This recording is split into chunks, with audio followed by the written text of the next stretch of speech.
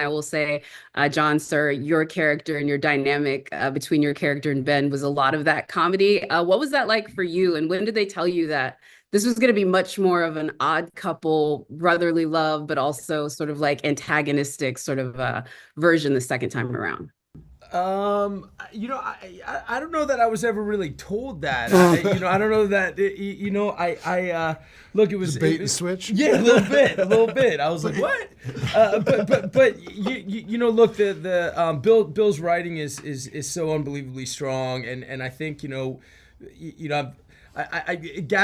and I are, we're very close, and you work with Gavin, he's always gonna whittle it down and try to get to the truth of the character, and there's no stone left unturned.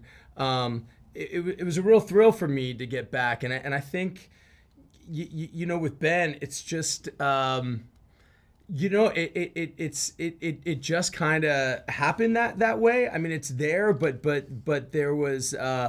It was very much supported by Gavin to sort of let moments linger and let it exist naturally and play the moments in between the beats. He's unbelievably funny, and he has such a he is, it sounds corny. He's just mastered this character in such a way that there's just so many little moments of truth that are going on that you love, but can also drive you crazy from the right from the right point of view. And I feel like we were really, I was really let off the leash to have a real opinion about that. So, I don't think we ever said like, oh, it has to be funny. When I say I wanted the movie to be fun and entertaining, but John and I had so many sit downs where we would just do, dissecting the character and what's the intention of the scene, but once you just put these guys together, they both have specific wants. And if you're not getting your want, and both these guys the characters are slightly bonkers, right, in certain ways. So if they're not getting their wants, if you just let them do their thing, it was such a fertile kind of environment for them just in the scenes that it just created. They weren't trying. The reason I think it works is because they weren't trying to be funny. Right.